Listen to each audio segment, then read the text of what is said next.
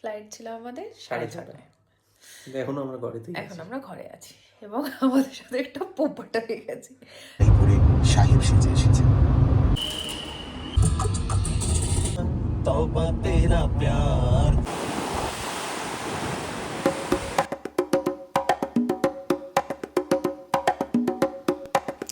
Hello everyone, welcome back to my channel, welcome to a new vlog.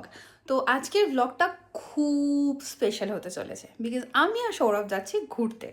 আমাদের 10th ইয়ার anniversary, কি ঝাপসা হয়ে যাচ্ছে, আমাদের 10th ইয়ার ম্যারেজ অ্যানিভার্সারি উপলক্ষে সৌরভ আমাকে একটা সারপ্রাইজ ট্রিপ গিফট করেছে, প্ল্যান করেছে। সেটা হচ্ছে আমরা উটি যাচ্ছি। তো এখন বাজে ঘড়িতে 3:30, মানে ভোর 3:30। আমাদের ফ্লাইট হচ্ছে 6:30টাতে। তো একটু পরেই বেরিয়ে যাবো, আর 5-10 মিনিটের মধ্যে প্যাকিং ডান। আজকে আমাদের অফিস ছিল, অফিস থেকে ফিরে সমস্ত কিছু গুছিয়ে সব কিছু করার পর আমরা আর ঘুমানোর সময় পাইনি। তো ঠিক আছে, নো প্রবলেম, ফুল এনার্জি। দিনটা তো নয়, আমার দিন শুরু হচ্ছে না, কিন্তু যেহেতু ব্লগটা তোমরা দেখবে দিনের শুরুতেই, অলমোস্ট মানে 12টার পরে। Good afternoon once again, and দিনটা শুরু করা যাক, আর সঙ্গে থেকো। আমি রেডি হয়ে গেছি, রেডি হয়েই ব্লগটা শুরু করেছিলাম। সৌরভও রেডি হয়ে গেছে, টুকটাক যে লাস্ট মিনিট গোছানো ওগুলো সৌরভ করছে। লাগেজে কী কী নিতে হবে আমি সব দিয়ে দিয়েছিলাম সৌরভকে, কিন্তু গুছিয়েছে পুরো সৌরভ নিজের দায়িত্বে। সবসময় ওই গুছোয়, কারণ ও না প্লেস ম্যানেজমেন্টটা খুব ভালো করে যে কোনো জায়গায়। তো ব্যাগটা গুছানো হয়ে গেছে, লাগেজ গুছানো, মানে একই ব্যাপার, গুছানো হয়ে গেছে। অলমোস্ট বেরোবো, উবের বুক করতে হবে। তো চলো, লেটস স্টার্ট। আমাদের লাগেজ গুছানো হয়ে গেছে, একটা ট্রলি যাচ্ছে, এটা কাঁধের ব্যাগ যাচ্ছে, এটা সৌরভ নিচ্ছে, আর আমি এই ছোট্ট ব্যাগটা নিয়ে যাচ্ছি। রেডি হয়ে গেছি, কিন্তু সৌরভ যেহেতু লাগেজগুলো ঠিকঠাক করছিল আর কি, লাস্ট মোমেন্টের গোছানো, তো ও এখন এই যে লাস্ট মুহূর্তে রেডি হওয়া হচ্ছে। চুল করতেই 15 মিনিট টাইম লাগে। হ্যাঁ, তারপরে কি হবে, মেকআপ দরকার পড়ে না। বাবা, সব ন্যাচারাল, ও নো মেকআপ। আচ্ছা, এই টি শার্টটাকে আমি বার্থডেতে দিয়েছিলাম এই বছর, সেটা এখন পড়ছে। নতুন জামাগুলো নিয়েছিস? তোকে এগুলো দিয়েছিলাম, নতুন জামাগুলো নিয়েছিস? নতুন জামা? কোন জামা দিয়েছিলাম না, দুটো জামা কিনে সেই। মনে হচ্ছে? বাহ, অসাধারণ। দিচ্ছিলিস না? তার মানে নিস নতুন জামা গিফট করিস না আমাকে? এই, ওই যে সেই একটা গোল্ডেন কালার, একটা ব্ল্যাক কালারের। ও তো পুজোর জামা, তুই কোথায় গিফট করেছিস? একই তো ব্যাপার, মানে পুজো আমি তোকে বলতে বলতে আলমারি খুলে দিয়েছিল, তাই আবার পজ করলাম। পুজোতে তুই আমায় গিফট করেছিস, সেগুলো তুই আমায় দিয়েছিস। আমি তোকে যেগুলো দিয়েছি সেগুলো আমি তোকে দিয়েছি। আরে সেটা নিয়েছিস কিনা জিজ্ঞেস করছি তো, নতুন জামাগুলো। ফর্মাল জামা প্যান্ট পরে কি করব? ফর্মাল কোথায় ওটা? উটিতে ঘুরতে গিয়ে ফর্মাল জামা প্যান্ট ওটা ফর্মাল কোথায়? অফিসে পরে যাই আমি। ফর্মাল তো নয়, একই ব্যাপার, সেম ফর্মাল। ঠিক আছে। এখন ঘড়িতে বাজে 5:45। ফ্লাইট কটায় ছিল আমাদের? ফ্লাইট ছিল আমাদের 6:30টায়। এখন আমরা ঘরে আছি এবং আমাদের সাথে একটা পোপাটা হয়ে গেছে। মানে আজকের ডেটটা বলছি 5th জানুয়ারি, 5th ডিসেম্বর, এক মাস আগে ফিউচার ডেটের কথা বলছি। 5th ডিসেম্বর, ঠিক আছে। তো এই সময়টায়, ডিউরিং দিস পিরিয়ড, যারা এখন ব্লগটা দেখছো, জানি না কবে, কোন সালে, কোন মাসে দেখবে তোমরা, যখনই যারা দেখছো, বাট 2025 সালের 5th ডিসেম্বর এই সময়টাতে কি ফ্লাইটটার নাম? ইন্ডিগোয় একটা কিছু চলছিল, কি চলছিল জানি না। কেউ কেউ বলছে কি একটা রের জন্য কি ওদের টেকনিক্যাল প্রবলেম হচ্ছে, কেউ কেউ বলছে স্টাফ শর্টেজ, মানে যাই রিজন হোক না কেন, প্রচুর ফ্লাইট ক্যান্সেল হচ্ছিল। আমার মাও আজকে সকালবেলা বললো যে ফ্লাইটগুলো দেখে নে, অনেক ফ্লাইট ক্যান্সেল হচ্ছে, কিন্তু আমাদের হয়নি। মানে রাত্রির দুটো না, 1:30 না 2টোর সময় আমাকে একটা আমার বন্ধু মেসেজ করে জিজ্ঞেস করলো যে তোদের ফ্লাইটের আপডেট কি। আমি বললাম হ্যাঁ, এখনো পর্যন্ত ক্যান্সেল হয়নি, তো হোপ আমরা যাচ্ছি। বাট ঠিক 4টের সময়, 4টেই তো, 3:45, না 3:30টার সময় ক্যাব বুক করতে যাচ্ছি। হ্যাঁ, ওই 3:30টার সময় ক্যাব বুক করতে যাচ্ছিল, তখন জাস্ট ফোনটা হাতে নিয়েছে, আর we got a message, delayed নয়, রিস্কেডিউলড নয়, আমাদের ফ্লাইট গট ক্যান্সেলড। তো এবার আমরা যাচ্ছিলাম উটি, তো উটির ফ্লাইট মানে হচ্ছে কোয়েম্বাতুর। এবার কোয়েম্বাতুরের ফ্লাইট ক্যান্সেল হয়ে গেছে। তারপরে আমি একটা কাজ করেছি, সেটা পরে বলছি।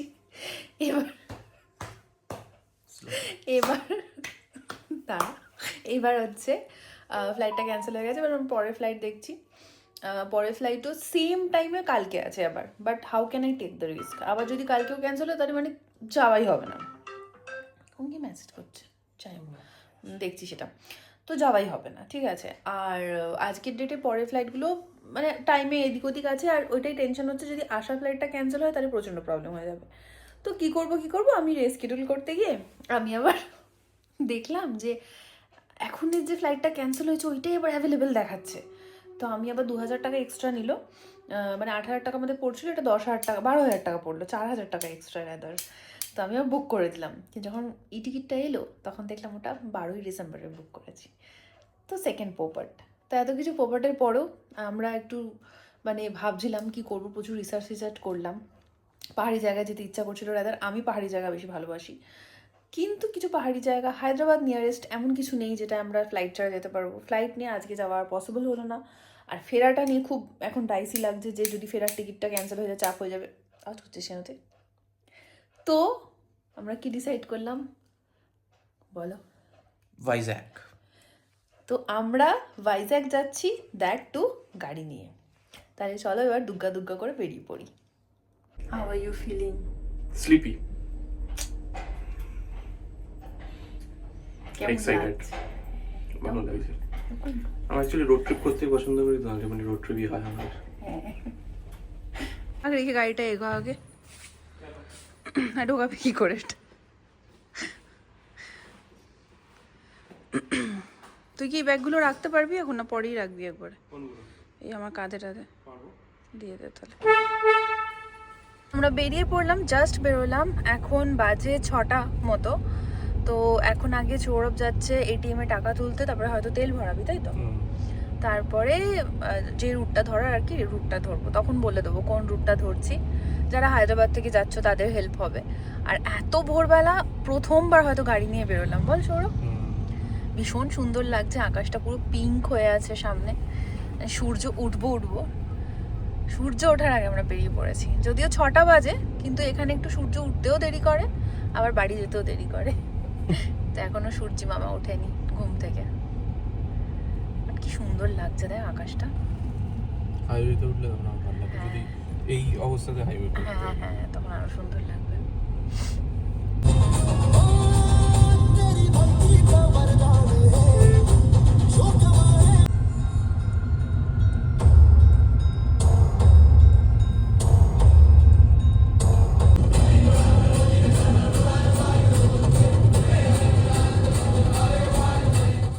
আমরা বেরিয়ে পড়েছি, মানে বেরিয়ে তো অনেকক্ষণ পড়েছি।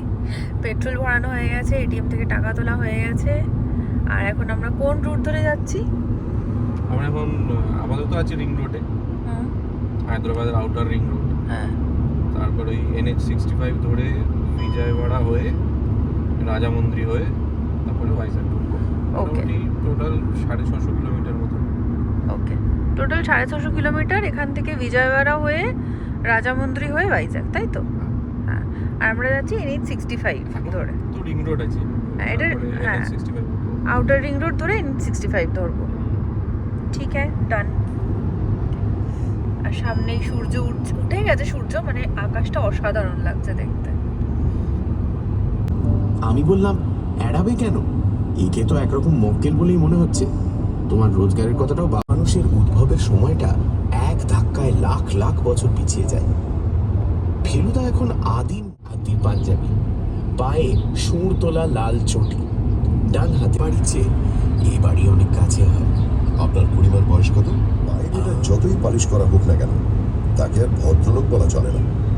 সত্যি বলতে কি, ভদ্রলোক সাজার একটা কথা আমি খুব বিশ্বাস করি, আমরা যতই প্ল্যান করি না কেন, যা হবার ঠিক তাই হবে। তা বলি কি প্ল্যান করব না, চেষ্টা করব না, সেগুলো তো করতেই হবে, কিন্তু আলটিমেটলি যেটা হবার ঠিক সেটাই হবে। ঠিক যেমনটা উটি যাওয়ার ছিল, কিন্তু যাচ্ছি ভাইজ্যাক। হায়দ্রাবাদ থেকে ভাইজ্যাকের দূরত্ব মোটামুটি 650 কিলোমিটার মতো, সময় লাগবে প্রায় 11 থেকে 12 ঘন্টা। আমরা নিয়েছি NH16 রুটটা, যেটার কন্ডিশন ভীষণ ভালো। তাই যারা ভাইজ্যাক যাওয়ার প্ল্যান করছো হায়দ্রাবাদ থেকে ড্রাইভ করে, this road is perfect for long drive. হাইওয়েটাও দারুণ। পরিচয় হতেই বললেন, পক্ষীবিদ যে মুরগির ডিম পকেটে নিয়ে ঘোরে তা তো জানতুম না মশাই। আমাদের প্রথম টোল গেট ক্রস করছি, এটা হচ্ছে বিজয়ওয়াড়া রোডে ঢুকছি। তো নিল হচ্ছে 120 টাকা, তাই তো? 120 টাকা। পূর্ণিমাকে দেখতে গিয়েছিলেন? অবিশ্বাসের সুরে প্রশ্ন করলেন লালমোহনবাবু। সেই সঙ্গে আমি সেই সিন্ধুকের হাতল ধরে একটা টান হায়দ্রাবাদ ছেড়ে বেরোনোর পর ল্যান্ডস্কেপটা ধীরে ধীরে বদলাতে থাকে। শহরের ভিড় ছেড়ে ওপেন রোডস, গ্রিনারি আর ছোট ছোট ভিলেজ পেরিয়ে এগিয়ে চললাম ভাইজ্যাগের দিকে। রোড ট্রিপে খাবারের কথা না বললে তো চলে না। হাইওয়ে জুড়ে রয়েছে প্রচুর ধাবা আর ডিসেন্ট রেস্টুরেন্টস, তাই খাবারের কোনো চাপ নেই। তোমার জন্মতিথিতে এমন একটা এই মুহূর্তে ঠিক কোন লেকটা পেরোচ্ছিলাম আমার মনে নেই, কিন্তু যেটাই হোক না কেন পাহাড়ের গায়ে এই বিশাল বড় লেকটা এত সুন্দর লাগছিল। এখানে তোমরা তো জানোই এগুলোকে সাগর বলে, যেমন হিমায়ত সাগর, হুসেন সাগর, এটাও সেরকম কোনো একটা লেক ছিল।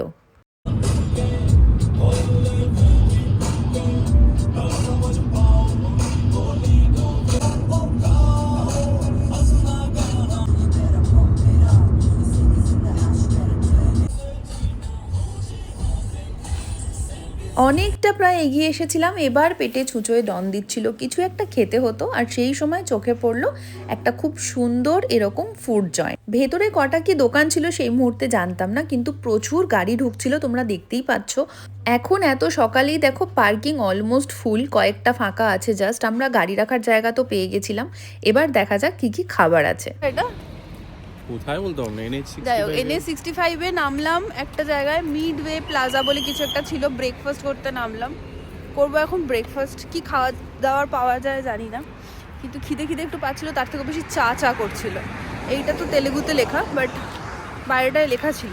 যাওয়ার সময় যদি দেখতে পাই একবার বোর্ডটা দেখিয়ে দেবো। তো দেখা যাক এখন কি পাওয়া যায়। আধা দোকান তো বন্ধ। আইসক্রিম খাবো কেন? ওই তো ভেতরেরটা যাবো। ঝুলা ঝুলা ঝুলায়,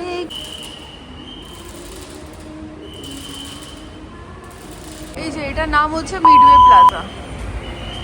রিফ্রেশ, রিচার্জ, রিস্টার্ট। এই রোড ধরে যারা যাবে তারা যদি এখানে খেতে দাঁড়াও বাই চান্স, তাই একবার মেনু কার্ডটা দেখিয়ে দিচ্ছি। দাম কিন্তু যথেষ্ট বেশি সব কিছুরই, কিন্তু এটা বুঝলাম এটা ওয়ান অফ দ্য পপুলার জায়গা এখানকার।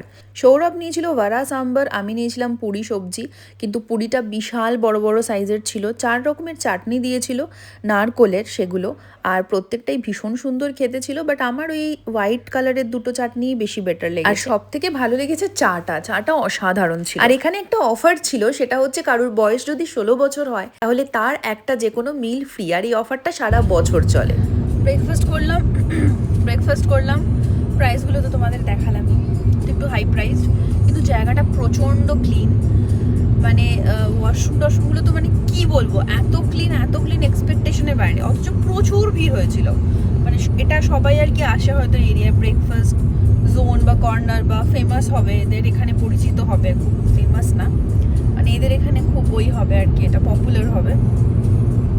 খাবারগুলো খুব ভালো ছিল, আমি পুরি নিয়েছিলাম দেখলি, আরও ভাড়া নিয়েছিল, দুটোই খাবার দাবার খুব ভালো।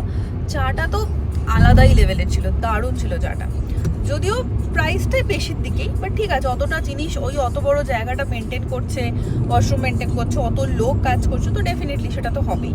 বাট ভালো ছিল, পেট পুজো হয়ে গেছে, আবার বেরিয়ে পড়েছি, জার্নি স্টার্টেড। এবার নেক্সট ব্রেক হচ্ছে, যদি সৌরভের কোনো চা ব্রেক লাগে তাহলে তাই, আর না হলে আবার লাঞ্চ ব্রেক যদি খিদে পায়, আর না হলে যত দূর পারবো এবার যাবো এগিয়ে।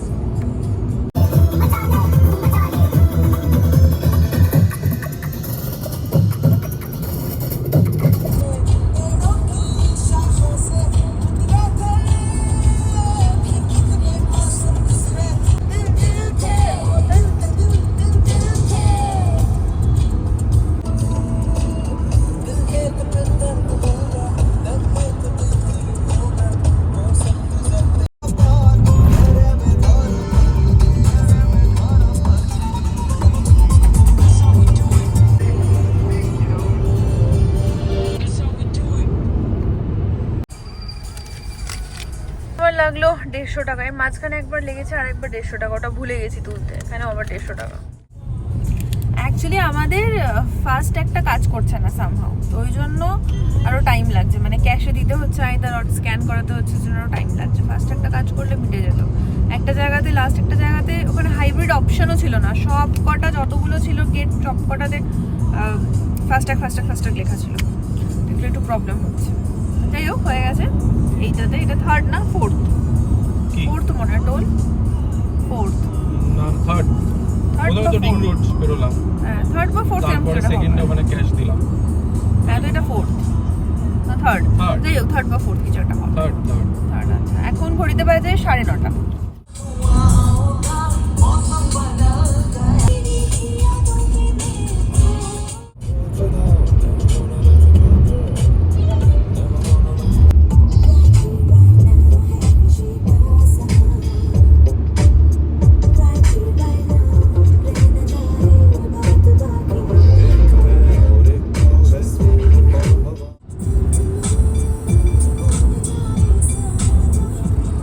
দুই জাতের মধ্যে কোনো ক্ল্যাশই নেই, কিন্তু রজনী মজুমদার আমার কথা মানতে রাজি হয়। উনি চার্টার্ড অ্যাকাউন্টেন্ট।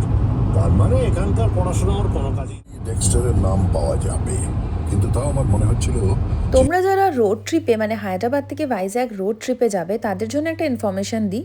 পথে কিন্তু পড়বে রাজামুন্দ্রি বিজয়ওয়াড়া, এই দুটো জায়গা অ্যাড করে নিও ম্যাপে। এই রোডটাই সব থেকে বেস্ট রোড। আর রাজামুন্দ্রির কাছাকাছি পড়বে গোদাবরী নদী, ওইটা ক্রস করার সময় আলাদাই এক্সপিরিয়েন্স ছিল। ওই নদীটা আমি এখানে অ্যাড করেছি কিন্তু এই ক্লিপটায় নয়। হায়দ্রাবাদ পেরিয়ে যতই এগিয়ে যাচ্ছিল গাড়ি ভাইজ্যাগের দিকে, ততই যেন সামনের দৃশ্যগুলো আরও সুন্দর লাগছিল।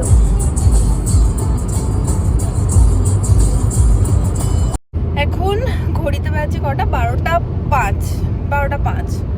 আমি তো অর্ধেক রাস্তা ঘুমাচ্ছি, উঠছি, আবার একটু ব্লগ করছি, আবার ঘুমিয়ে পড়ছি, শুধু মানে বসে আছি। ঠিক আছে প্রকৃতি দেখছি, কিন্তু বাইকে বসে থাকলে আমি প্রকৃতিটাকে বেশি এনজয় করি। এটাতে মনে হচ্ছে মানে অল্প অল্প দেখতে পাচ্ছি, বাইকে খোলা থাকে তো বেশি বেশি দেখতে পাই। মানে এটা আমার কথা বলছি, সৌরভের ভালোই লাগছে, আমারও ভালো লাগছে, বাট মনে হচ্ছে আমি বাইকটাকে বেশি মিস করছি।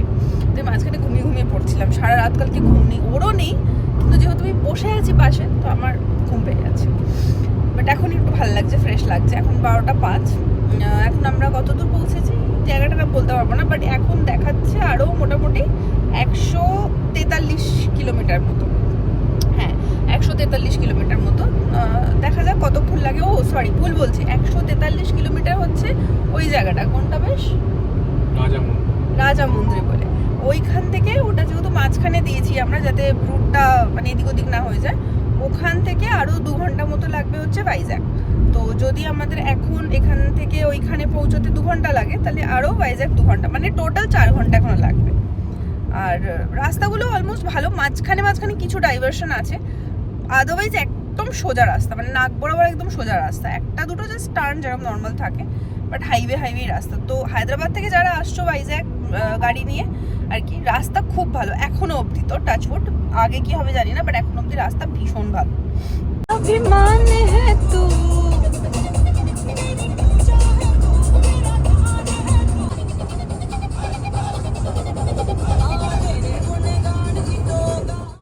तेरा प्यार तेरा इमोशनल अत्याचार। একটা ছোট মতো ব্রেক নিচ্ছি, ওয়াশরুম ব্রেক আর একটু চা ব্রেক। নক্ষত্রা ফ্যামিলি রেস্টুরেন্ট, যদি ভালো খাবার পাই খেয়েও নেবো হয়তো, তাই তো দেখবো কি পাই না পাই। আমরা খেতে দাঁড়িয়েছি এখন, মানে ওই বললাম না চা খাবো, তো চা এই দোকানটায় নেই সামনেরটায়, বাট এখানে ওয়াশরুম কিলাম, ফ্রেশ হলাম, এবার লাঞ্চ করে নিচ্ছি। লাঞ্চে হচ্ছে দম বিরিয়ানি মানে এখানকার দম বিরিয়ানি, আন্ধ্রা স্পেশাল, বাট গন্ধটা ভালো লাগছে। অনেকে আসছে এখানে বিরিয়ানি খেতেই, এরাও বললো বিরিয়ানিটাই ভালো হবে, তো আমরাও বিরিয়ানি নিই। সাউথ ইন্ডিয়া আয় আর গলি সোডা না পিয়ে তো ক্যা পিয়ে। আমি খেলাম গলি সোডা, সৌরভ খেলো রেড বুল, আর তারপরে এনার্জি নিয়ে লেটস গেট স্টার্টেড। এই জাস্ট লাঞ্চ করে বেরোলাম, মানে টোল গেটটা দেখেই দাঁড়িয়েছিলাম আর কি তার আগে রেস্টুরেন্টে। এখন একটা টোল গেট পড়ছে, ভালোই খেলাম, পেট ভরে খেলাম, খাবারটা ভীষণ ভালো ছিল। আর এই টোল গেটে আমাদের যেহেতু ফার্স্ট একটা প্রবলেম হচ্ছে, তো আমাদের ক্যাশেই দিতে হচ্ছে। আর এই দেখো ক্যাশ কাউন্টারে এই একটা বড় দৈত্য ট্রাক আমাদের সামনে।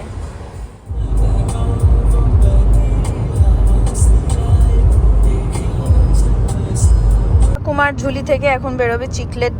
আমার বর চিকলেট চেয়েছে। ঠাকুমার ঝুলি খুলবে, মজার গল্প বলবে। ছেলে ধরা বস্তা ছেলে ধরা বস্তা কেন? যা যা জিনিস ঢুকিয়ে দিতে হবে না। কিচ্ছু ঢোকায়নি, ছোট ব্যাগে আর কি ঢোকাবো? খুঁজেও পাচ্ছি না কোথায় রেখেছি। দাঁড়া, পেয়েছি। আরও আছে, আরও দুটো বোধহয় হ্যাপিডেন্ট, একটা হ্যাপিডেন্ট আছে, পাস আছে। তখন দুটো বার করেছে, একটা আমার, একটা আমার পতিদেবের। পতিদেব খাবে এনার্জির জন্য।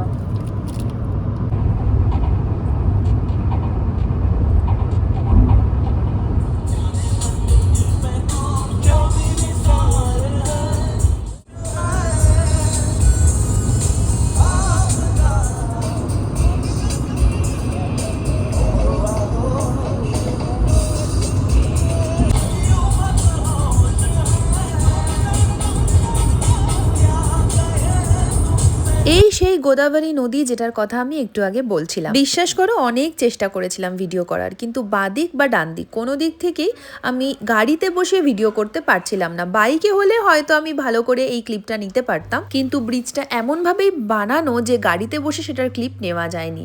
আর গাড়ি থেকে নেমে সাইডে দাঁড়ানোর সুযোগ সেই মুহূর্তে ছিল না। অতএব নিজের চোখেই আমি এটাকে ভালোভাবে উপলব্ধি করলাম, কিন্তু ক্যামেরা বন্দি আর করা হলো না।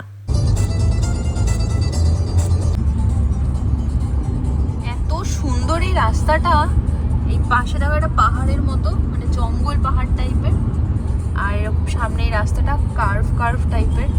এত ভালো লাগছে, ভীষণ ভালো রাস্তাটা। আর ওয়েদারটাও মানে ভালোর দিকেই আর কি। এখন 3:45 মতো বাজে, 3:50। এখনো আমাদের আরো মোটামুটি 3 ঘন্টা মতো বাকি, 3.5 ঘন্টা। 7টা তো বাজবেই। বাট এই জায়গাটাতে এসে বেশ একদম ভালো ভালো ফিলিং আসছে। ঘুরতে এসছি মনে হচ্ছে।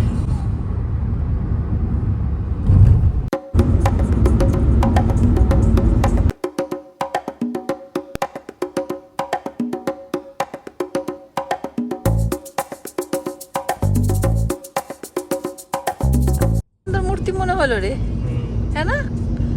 হ্যাঁ, কি ভাল লাগে বল যখন মূর্তি দেখি অন্য স্টেটে। না, ওইটাই বলছি, ভালো লাগে না কত দেখতে। মানে ব্যাপারটা তো আমাদের ওইখান থেকে শুরু না, সে অন্য স্টেটেও পাবো, that is a different matter. এটা একটু ভালো লাগার জিনিস। How are you feeling? Tired? Yes. Exhausted? Yes. ঘুম পাচ্ছে? ইয়েস। চালাতে ভালো লাগছে? ইয়েস। বাহ, এটা তো অদ্ভুত ব্যাপার। Are you enjoying the ride? Yes. Are you enjoying driving? Yes. But you are tired. Yes. বাহ, সব yes. বাহ, এটা ভালো জিনিস।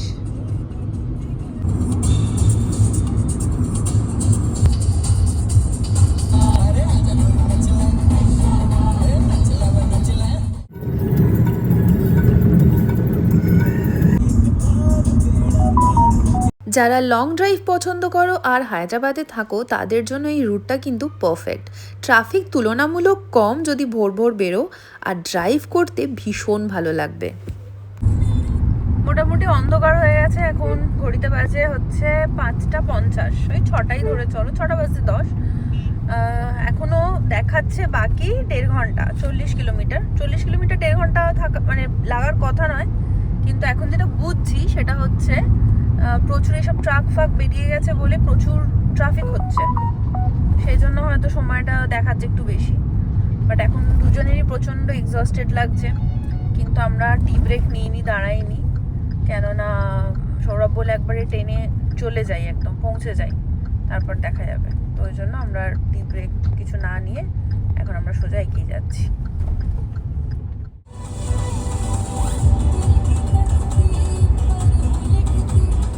এই 12 ঘন্টার জার্নির পরে যখন ভাইজ্যাক শহরে ঢুকলাম, বুঝলাম এই লং জার্নিটা পুরোপুরি ওয়ার্থ ইট ছিল। আমরা পৌঁছে গেছি ভাইজ্যাকে। এখন আমরা এখানে দাঁড়িয়ে আছি সমুদ্রের ধারে। এই হচ্ছে সমুদ্র। আমরা অন্যদিকে মানে একদম যেটা দিয়ে নামা যায় সেখানটায় দাঁড়াইনি, অন্য একটা জায়গায় দাঁড়িয়ে জাস্ট সমুদ্রটা একটু দেখছি, তারপর আমরা হোটেল খুঁজবো। তো একদম ঠিক নোভোটেলটা এটার সামনেই। নোভোটেলে ডেফিনেটলি থাকবো না, বাট বলছি তার উল্টো দিকেই এখন আমরা দাঁড়িয়ে আছি।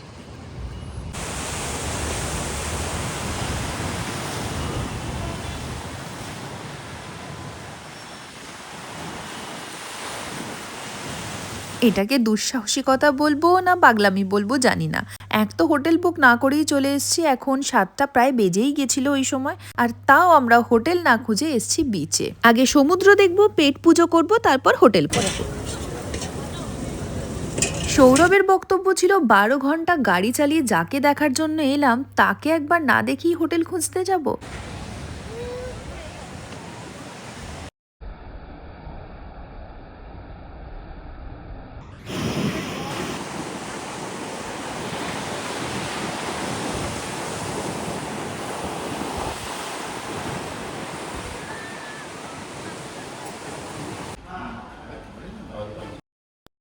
আলটিমেটলি আমরা রুমে এসে গেছি, কিন্তু রুম ট্যুর দেওয়ার আগেই জিনিসপত্র সব এদিক ওদিক মানে ছড়ানো হয়ে গেছে, কেননা আমার এই ফোনটায় চার্জ শেষ হয়ে গেছিলো। তো আমরা যে হোটেলটাতে আছি ওটা মেন কি বিচ, আর.কে বিচ, হ্যাঁ আর.কে বিচ থেকে 2.5 কিলোমিটার দূরে। ওটা হোটেলটার নাম হচ্ছে অরেঞ্জ হোটেল। তো অরেঞ্জ হোটেল। রুম টুমগুলো ভালো, মোটামুটি ঠিকঠাকই আছে। রেট আমাদের যে রুমটা দিয়েছে ওটা একটুখানি হাই রেটের রুম দিয়েছে, যদিও দরকার ছিল না আমাদের, কিন্তু ওদের কাছে একটা রুমই অ্যাভেলেবেল ছিল, সেটাই 3000 টাকার রুমটাই, সেটাই বোধহয় 2500 টাকায় ইনক্লুডিং ব্রেকফাস্ট। তো ঠিক আছে। আর রুম টুটা একবার ছোট্ট করে দিয়ে নিয়েছি, জিনিসপত্র ছড়িয়ে দিয়েছি, বাট তাও একবার দেখিয়ে দিচ্ছি। এটা হচ্ছে মেন গেট, এখান দিয়ে ঢুকলাম, আর এইখানটাতে আছে বসার জায়গা। আমি সব জিনিসপত্র রেখে ফেলেছি, প্লিজ ডোন্ট জাজ। আর এখানে একটা ছোট ফ্রিজ আছে। এবার এইখান দিয়ে হচ্ছে বেডরুমে যাওয়ার জায়গা। হচ্ছে এই বেডরুমে যাওয়ার জায়গাটা ঢুকে এখানে হচ্ছে ওয়াশরুম। এমনি পরিষ্কার টরিষ্কারই আছে, রিসেন্টলি রং হয়েছে বলে রঙের দাগ টাগগুলো আছে। ওর মধ্যে চুল টুল শুকানোর জন্য ড্রায়ারও দেওয়া আছে। ওয়াশরুমের বাইরে এখানটায় একটা বড় মিরর আছে, সেই মিররে আমি আছি। এই হচ্ছে পুরো রুমটা, এটা বেডরুম।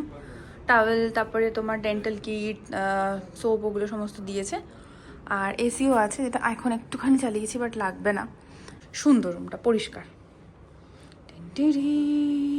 স্নান টান করে আমি স্কিন কেয়ারও করে নিয়েছিলাম, ওয়েট করছিলাম, সৌরভ ফ্রেশ হচ্ছিল। এখন যাচ্ছি খেতে, মানে ওই পাশের রুমটাতে বসে খাবো। আর এই যে কোল্ড ড্রিঙ্কস, সৌরভ আমাকে কোল্ড ড্রিঙ্কস এনে দিয়েছে। একটা বারো তুই খোল, আমি ব্লগ করবো। তুই অর্ডার করেছি। হ্যাঁ, প্রথমে মানচাও স্যুপ, ওই কুরকুরেগুলো খায় না কিন্তু আমি খাই। মানচাও স্যুপ খাবো আগে, তারপরে রুটি খাবো। হয়ে গেছে। তারপর মেন কোর্স আমরা নিয়েছিলাম চিলি চিকেন ড্রাই, তার সাথে রুটি। আমরা এরকম ড্রাই চিকেনের সাথে রুটি খেতে ভালোবাসি, তো রুটি আর চিলি চিকেন দেওয়া হয়ে গেছে। ওই যে আরেকটা বাইরের যে ঘরটা আছে না, ওইখানে লাইটটা জ্বেলে রেখেছি, এই ঘরের লাইটটা বন্ধ করে দিয়েছি, এমনি করেই ঘুমাবো, কেননা পুরো অন্ধকার করে আমি নতুন জায়গায় ঘুমাতে পারি না। পুরো অন্ধকার করবো না, দারুণ লাগে, হেভি ঘুমাবো। আশা করি তোমাদের ফার্স্ট ডে এই ব্লগটা ভালো লেগেছে ভাইজাকে। আর আজকের এই পুরো জার্নিটায় ক্রেডিট গোস টু সৌরভকে। আগের দিন সারা রাত না জেগে যেভাবে ও গাড়ি চালিয়েছে, না জেগে সরি, আগের দিন সারা রাত না ঘুমিয়ে ও যেভাবে গাড়ি চালিয়ে, মানে ননস্টপ গাড়ি চালিয়ে এই সাড়ে 650, তাই তো 650 কিলোমিটার অলমোস্ট চালিয়ে এসেছে, মানে হ্যাটস অফ ওকে। আর এখন অবধি জেগে আছে, আমি জানি না কি করে জেগে আছে। এবার যাই হোক, যা হয়েছে ভালো হয়েছে ঈশ্বরের আশীর্বাদে এবং সৌরভের চেষ্টায়। আমি শুধু এনজয় করেছি, ইন্সপায়ার করেছো আমাকে জার্নি করতে। Thank you. তো যাই হোক, আজকের ব্লগটা আর আজকের দিনটা এখানেই শেষ করছি। আশা করি ব্লগটা দেখে তোমাদের কিছু ভালো লেগেছে। কিছু ভালো লেগে থাকলে লাইক করে দিও, শেয়ার করে দিও, সাবস্ক্রাইব করে দিও আমার চ্যানেলটা যদি এখন না করে থাকো। বাকি ভালো থেকো, সুস্থ থেকো, নিজের মনকে ভালো রেখো। Take care, stay blessed, stay tuned, keep loving yourself, keep watching.